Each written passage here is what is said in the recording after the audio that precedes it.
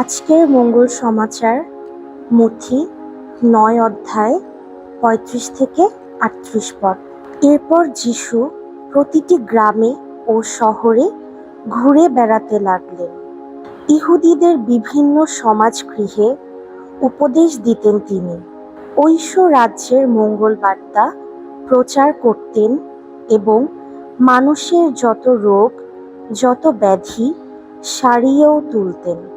একদিন লোকের ভিড় দেখে তাদের জন্যে তার কেমন দুঃখ হলো।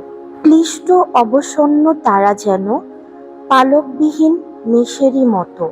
তিনি তখন তার শিষ্যদের বললেন, ফসল তো প্রচুর, কিন্তু কাজ করার লোক অল্পই। তাই ফসলের মালিককে মিনতি জানাও, তিনি যেন তার শস্য খেতে কাজ করার লোক পাঠিয়ে দেন। প্রভুর মঙ্গল সমাচার।